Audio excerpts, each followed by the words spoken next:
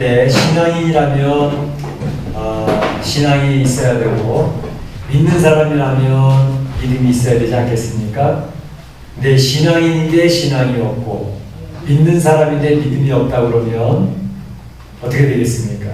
그 말에도 어깨가 있지 않겠습니까? 신앙인이면 신앙이 있어야 되고 믿는 사람이라면 믿음이 있어야 되는데 신앙인인데 신앙이 없어요. 믿는 사람이라는데 믿음이 없어요. 이런 일이 있을 수가 있겠나 그런 생각을 해보는데 그런 경우들도 있더라 하는 것입니다.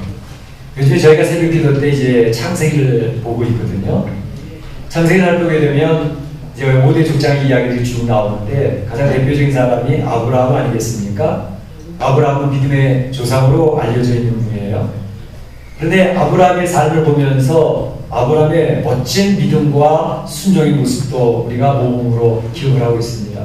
그런데 그에게도 역시 연약한 허물과 부족한 모습을 보는 데가 있었다는 것입니다.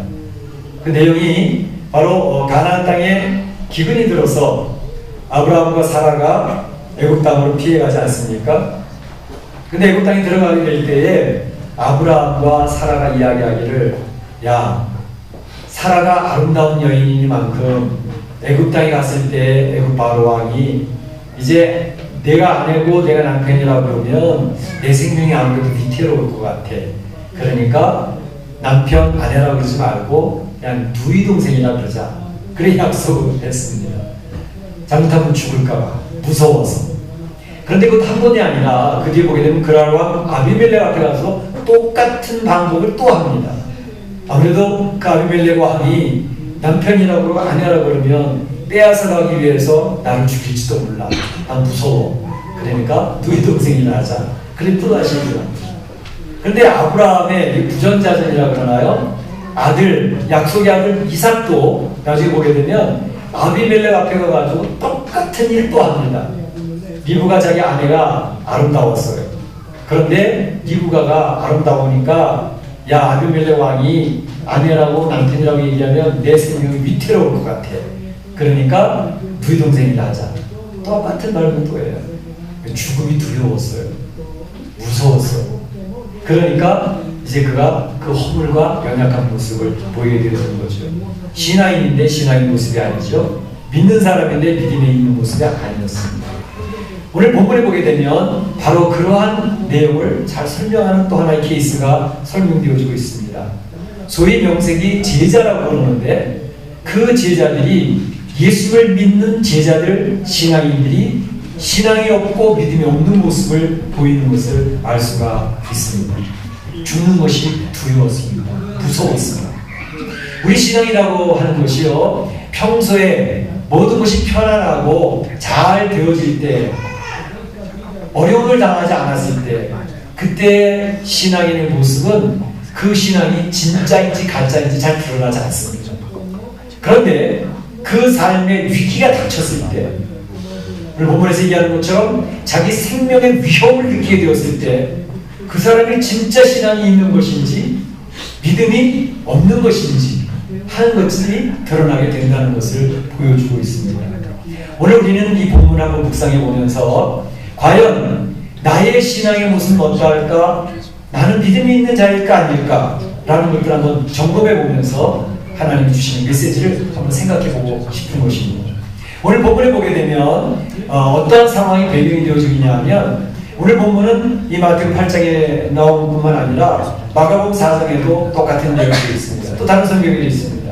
그런 내용들을 종합적으로 보게 되면 이 배경이 완연하게 잘 드러나는데 이 내용은 예수님께서 많은 사람들을 말씀으로 가르치시고 지치셨죠. 병자들도 고치시고 먹이시고 하나님을 맡으시고 저물었습니다. 그래서 주님이 피곤하시니까 제자들과 함께 야, 우리 이 갈릴리 바다를 건너서 저편으로 건너가자. 좀 쉬어야 되겠다. 그래서 배를 타고 갈릴리 바다를 건너가시는 그러한 과정에 생겼던 일입니다.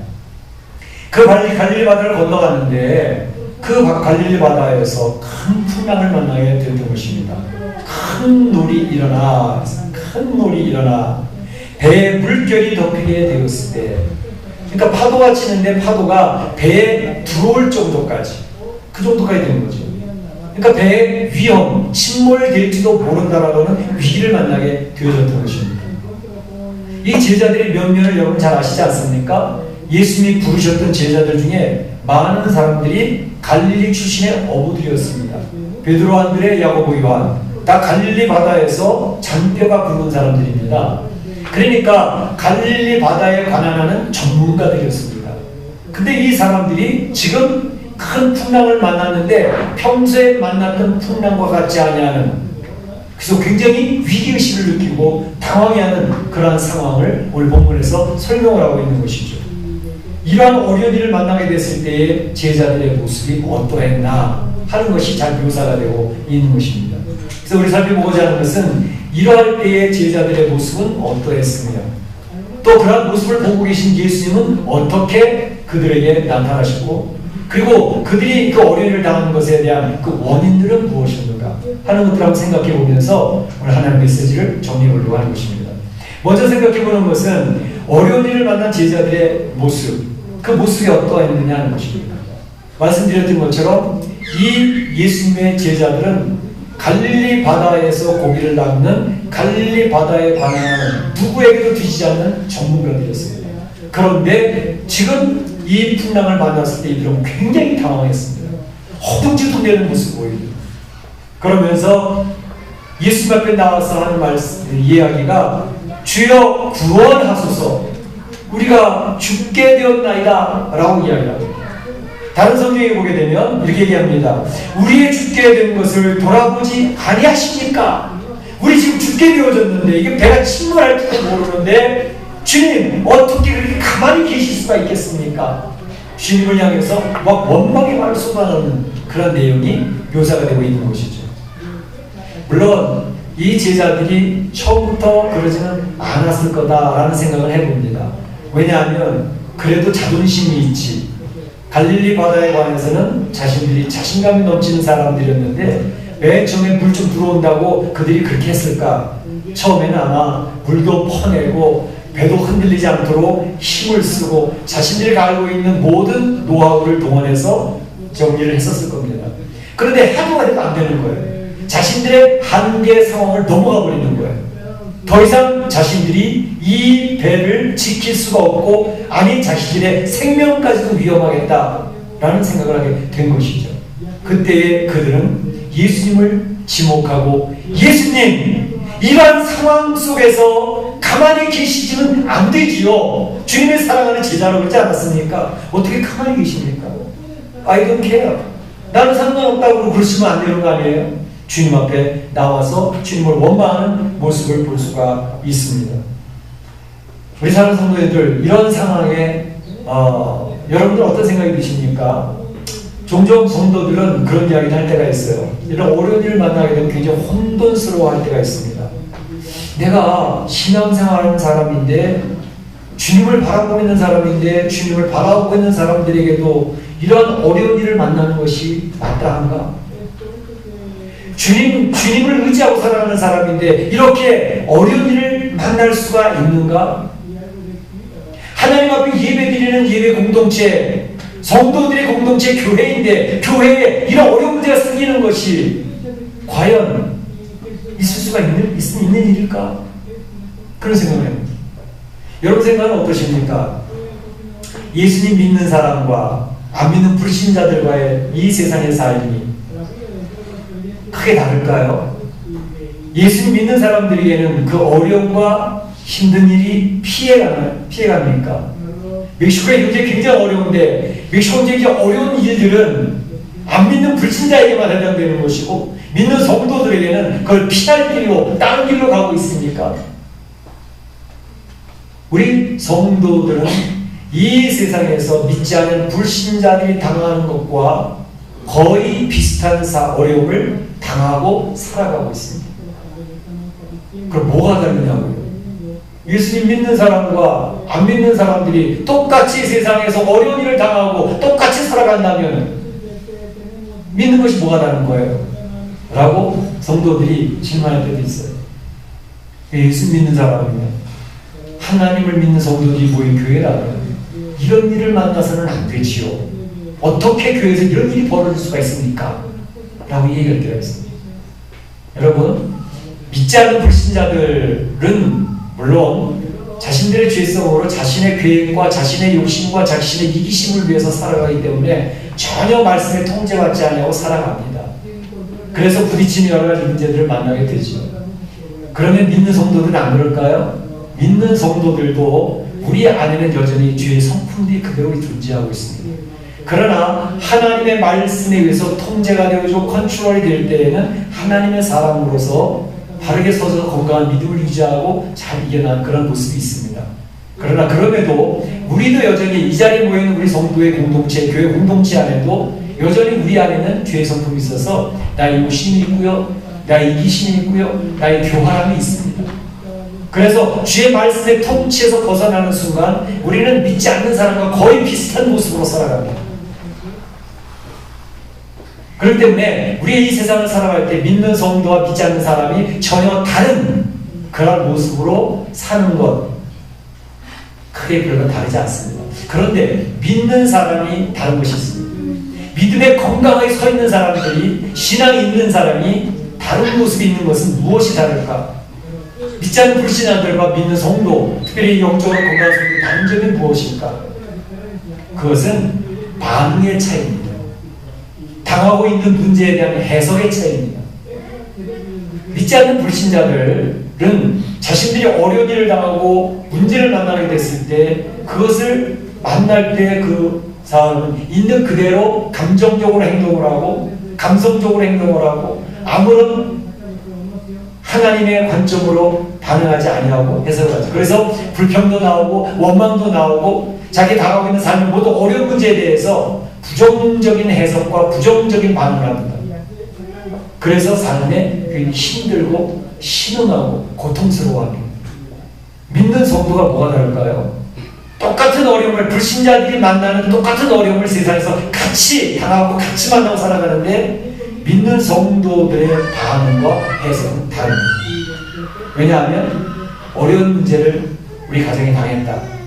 어려운 문제가 사업터에서 생겼다. 교회 공동체에서 생각지도 않았던, 얘기치도 않았던 문제를 만났다. 근데 해석이 달라요. 하나님께서 왜 이 문제를 우리 공동체에 나도록 내버려 두셨을까? 왜 우리 예수 믿는 가정인데 우리 가정이 이렇게 어려운 일을 만나고 있을까? 왜 우리 사업터에 예상치 못했던 이런 일들 때문에 사업이 흔들리도록 내버려 두실까? 그때 믿는 성도는, 신앙인, 건강한 성도는 그것을 해석하는 게 다르고 반응하는 게 다르죠. 그 차이점입니다. 어떻게 해석을 하죠? 이 어려운 문제를 통해서 하나님께서 우리를 도우시려고, 하나님이 살아서 역사하시고 함께 하신 것을 경험케 하려고 이 어려움이 우리 가정에 있구나, 우리 사업도 우리 교회 가운데 있구나.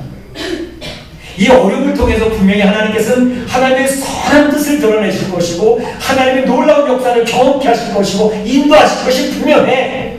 그렇기 때문에 이 어려운 문제를 주님 바라보면서 잘 이겨내야지. 반응이 다르죠. 해석이 다르죠. 그렇기 때문에 성도들은 어려운 문제를, 아무리 어려운 문제를 당해도 해석이 긍정적인 해석입니다. 선하신 하나님을, 나를 사랑하신 하나님은, 전능하셔서 문제를 풀으실 수 있는 그 하나님은 내 문제를 통해서 하나님의 영광을 드러내실 거예요.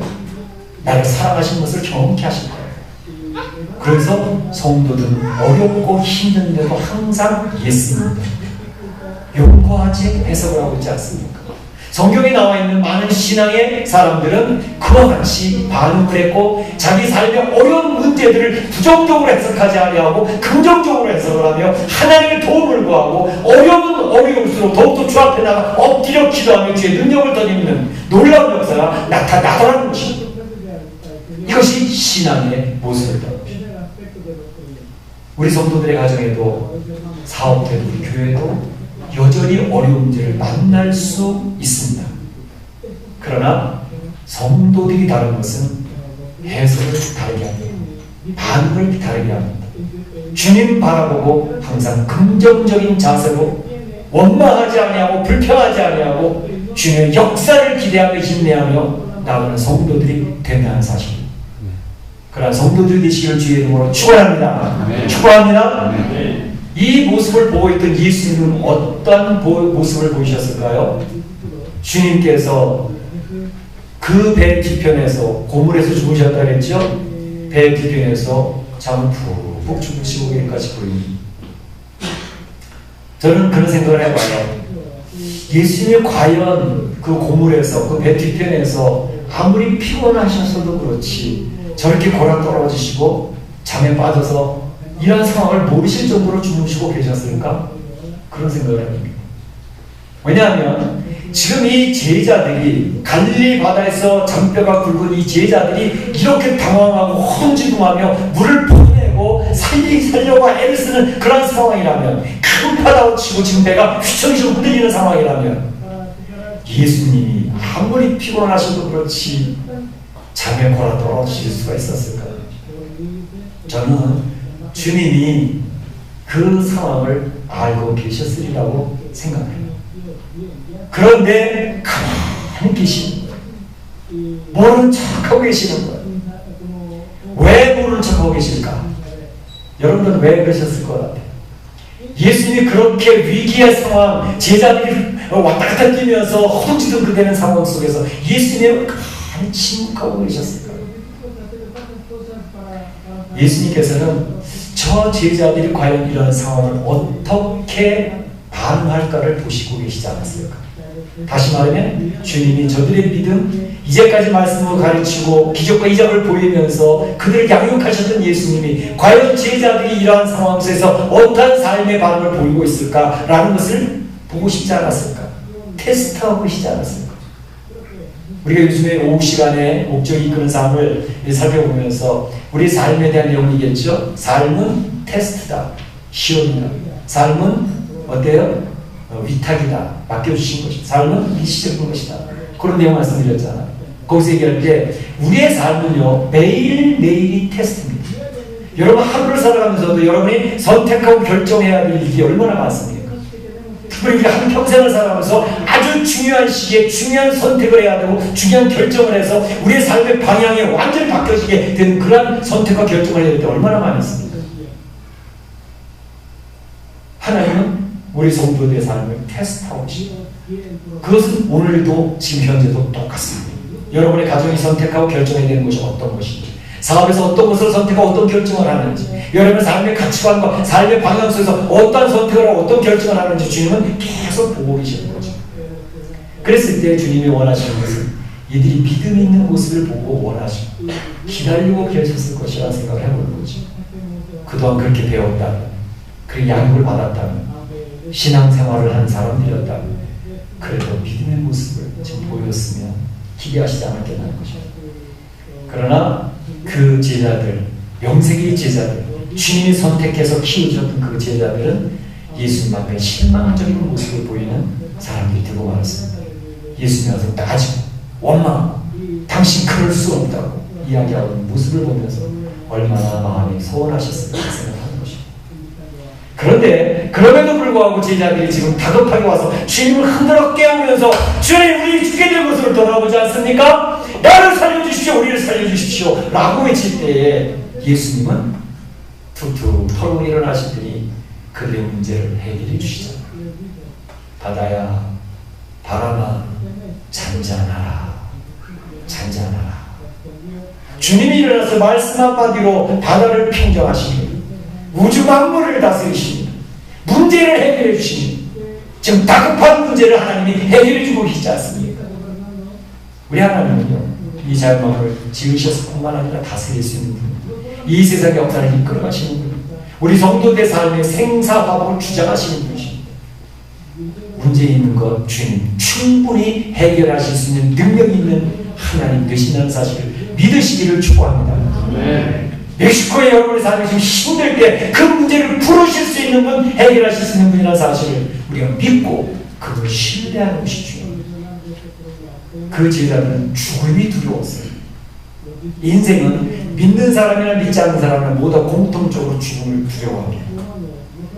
우리가 병이 들든지 어느 누군가의 칼 앞에 서게 됐을 때 죽을까 봐 두려웠어요. 거기서 우리들의 모습, 믿음의 모습인지 아닌지 우리가 보여지게 되겠죠. 그래서 주님은 우리 인생이 가장 두려워하는 죽음의 문제를 해결해 주신 겁니다. 우리 인생이 가장 두려워하는 죽음의 문제를 주님이 걸머지고 십자가에서 돌아가셔서 다시 부활하심으로 사망의 권세라는 것이 인류를 이렇게 협박하고 이렇게 나약하게 만들고 있지만 죽음의 권세를 내가 깨뜨려버렸으니, 사망의 권세를 깨뜨려버렸으니 주의 백성들아, 성도들아, 더 이상 죽음을 두려워하지 말라고. 너희는 죽음에서부터, 사망의 권세로부터 자유함을 얻은 성도들이라고 주님은 선언하고 계십니다. 죽음을 두려워하지 않는 사람처럼 무서운 사람이 어디 있습니까? 담대한 사람이 어디 있겠습니까? 하나님께서 우리 사랑 성도들에게 이 죽음의 문제를 해결해 주시는 것입니다. 그리고 저기서 얘기하시는 것처럼 너희가 어찌하여 무서워하느냐? 어찌하여 무서워하느냐? 더 이상 무서워하지 말라. 두려워하지 말라. 놀라지 말라. 내가 있잖아. 예수님은 전능하신 하나님이라는 사실을 선포하고 계시면서 우리의 현실적인 문제, 우리 죽은 다음에 하나님 나라 가는 건 물론이고요. 그건 보장되는 거 아닙니까? 하나님 나라로 우리 다 이사 갑니다, 성도들은. 그런데 그 하나님은 이 미래적인 구원이 이루어질 것이지만 현재적인 구원도 중요해요. 현재적인 구원이라는 게 뭡니까? 바로 지금 이 멕시코 땅에 내가 살고 있는 우리 집 가정에 내가 행하고 있는 내 사업터에 그 하나님이 개입하셔서 그 문제를 처리하시고 도우시고 계시다는 사실을 경험하는 것이 현재의 구원이에요. 이 세상에서의 하나님의 나라를 체험하는 성도들이 되는 것입니다. 이 세상에 하나님의 나라를 체험하는 성도들이 하나님 나라로 옮겨가는 거예요. 이사가는 거예요. 그 주님이 지금 제자들에게 그걸 보여주고 있지 않습니까? 바람아 잔잔하라. 바다야 잔잔하라. 자연마음이 주님의 말씀 앞에 순종한다. 그런데 소위 말하는 이 제자들이 어떻게 믿음이 없었을까? 오늘 본문에서 얘기하는 것은 이 제자들이 불평하고 원망하면서 하는 것은 믿음이 없었던 결과인데 바로 주님에 대한 신뢰를 갖지 못하고 그 신뢰가 흔들렸기 때문인데 그 이유를 오늘 성경 본문은 이야기하고 있습니다. 무엇 때문에 그들이 주님에 대한 믿음이 없어졌는지, 주님에 대한 신뢰가 흔들렸는지 그거를 정확하게 얘기합니다. 그들이 이렇게 고백을 합니다. 그 사람들이 놀랍게 여기는데 이 사람이 어떠한 사람이기에 바람과 바다도 순종하는가 하였더라. 도대체 이 사람은 무슨 어떤 분이야? 이렇게 바람도 바다도 그 말씀 한마디 순종을 하는 거지? 이렇게 고백을 하고 있습니다. 그들의 고백 속에서 그 제자들이라고 이름을 가졌었는데 그들이 따르고 있는 예수님이 어떤 분이신지 잘 몰랐다고 고백을 하는 거예요. 누구냐고 이 사람이. 신앙생활 하는데 신앙의 주, 믿음의 주가 되신 주님이 누구신지 모르고 신앙생활 할 수도 있습니다. 믿음 생활을 하는데 우리가 믿고 따르는 그분이 어떤 분인지 모르고 따라갈 수도 있다라고 하는 사실을 오늘 이 제자들은 오늘 본문에서 고백하고 있는 것을 볼 수가 있습니다. 그래서 신앙의 핵심은요, 그 주님, 우리 하나님이, 우리 예수님이 어떤 분이신지를 잘 알아가는 것이 신앙생활의 핵심입니다. 예수님을 잘 알아야 되는 거죠. 그래서 우리 예수님을 잘 알고 그 예수님의 신뢰가 생기는 것이 신앙생활의 본질입니다. 그것이 예수님을 잘 알아갈 수 있는 방법은 늘 말씀드리는 것처럼 주님의 말씀을 듣는 겁니다. 하나님의 말씀을 읽으면서 주의 말씀 묵상함으로 주님의 놀라운 은혜들을 경험하는 것입니다. 그 주의 말씀을 듣고 주의 말씀을 따라 행했더니 하나님의 역사가 이루어지더라. 하나님께서 문제를 풀어주시는 것을 경험하였다. 아무리 살아도 나는 허물이 많고 연약해 쓰러져서 그런 걸 살아가는데 기도하면서 기도를 통해서 주의 능력을 더디웠더니 이게 힘이 생기더라. 바르게 선택하고 바르게 결정할 수 있는 능력이 생겼더라. 그 주님을 따라가는 귀한 역사 속에서 하나님을 경험할 때 그 하나님을 경험하는 것이 쌓여나가잖아요. 한 번, 두 번 하나님이 말씀하신 대로 이루어지는 것을 경험하고 쌓여나가게 될 때 그 사람들은 믿음의 하나님을 향한 주님을 향한 신뢰가 확고해지게 되는 것이죠. 주님에 대한 신뢰가 확고해지니까 신앙생활 한평생 하고도 죽으면서 예수님이 누군지 나는 모르겠노라 그런 말을 절대 안 하죠. 한평생 살면서 교회도 짓고 일도 많이 했는데 돌아가면서 나 예수님 자신이 누군지 잘 몰랐어. 이렇게 이야기하는 엉뚱한 소리를 하는 사람들이 있어요. 왜? 신앙생활을 하나님, 주님을 경험한 일이 없는 거예요. 주님과 대화한 적이 없는 거예요. 인격적인 주님을 만나지 못했으니까 교회는 내가 몇십 년 다녔는데 주님 누군지 모르겠다는 거예요. 얼마나 안타까워요. 예수님은 살아계신 분. 즉 여러분의 문제를 해결하시는 분입니다. 여러분을 도우시는 분이십니다. 살아가시는 분이십니다. 그래서 이끌어 주시다가 하나님 나라로 인도하시는 분이 되시는 거예요. 신앙인이라고 하는 것은 바로 어떠한 어려운 상황 속에서도 예수님께서 나의 문제를 해결해 주실 수 있다는 사실을 믿는 것입니다. 그분은 전능하신 하나님 사실을 믿는 것입니다. 그리고 문제 해결이 잘 안 되고 지연이 될 때, 나도 기도해봤어. 새벽 기도도 사고, 금식 기도도 해요. 금요 기도도 나오고, 아무리 말고도 저도 문제 해결 안 되던데 뭐, 그렇게 하는 분들이 있을 수 있습니다. 그렇다고 주님이 안 계시는 걸까요? 하나님이 안 계시는 걸까요? 아니요. 하나님은 계십니다. 예수님은 계십니다. 그런데 침묵하고 계시는 이유는 무엇일까? 침묵하시는 것은 바로 예수님이 죽으시는 척하면서 그 제자들의 반응을 보고 싶어 했던 것처럼 우리 믿음의 길을 기대하면서 우리를 주님께서 훈련시키고 계시는 주님입니다. 다니엘의 세 친구가 있었습니다. 다니엘과 세 친구는 주님 앞에 캐스트를 나갑니다. 그런데 그가 이야기하는 것은 예수님, 하나님, 나를 불 속에 던져주신다 하더라도 그 하나님이 나를 살려내실 것입니다. 그런데 하나님이 나를 살려내시지 않는다 할지라도 저는 괜찮습니다. 불 속에 들어가겠습니다. 700을 하죠. 이러한 하나님을 향한 신뢰, 이런 확신이 어디서 나오겠습니까? 바로 하나님의 살아계심을 경험하는 속에서 하나님을 향한 믿음이 생기지 않겠습니까? 예수님께서는 도마에게 이야기합니다. 믿음 없는 자가 되지 말고 믿는 자가 되라. 오늘 이 아침에 하나님은 우리 사랑하는 성도들이 요청하십니다. 사랑하는 성도들아, 멕시코의 미래 삶이 힘들지, 그러나 내가 도울 수 있어. 혹시 문제 해결이 더디다 할지라도 하나님에 대한 신뢰를 흔들리지 말아요. 하나님께서는 우리의 삶, 멕시코에 당하는 광풍 같은 문제를 만난다 할지라도 도우시는 하나님이라고, 문제를 해결해 주시는 하나님이라고 우리에게 다가오고 계시다는 사실을 기억하시기를 바랍니다. 그래서 살아계신 하나님을 찬양하며 그 하나님을 의지하고 하나님께 영광 돌리는 축복받는 성도들이 되시기를 주님의 이름으로 축원합니다. 축복합니다. 네, 이 시간에 다 같이 한 것처럼 기도하기를 원합니다. 오늘 말씀을 기억하시고 신앙인인데 불신앙인 신앙이 될 수도 있습니다.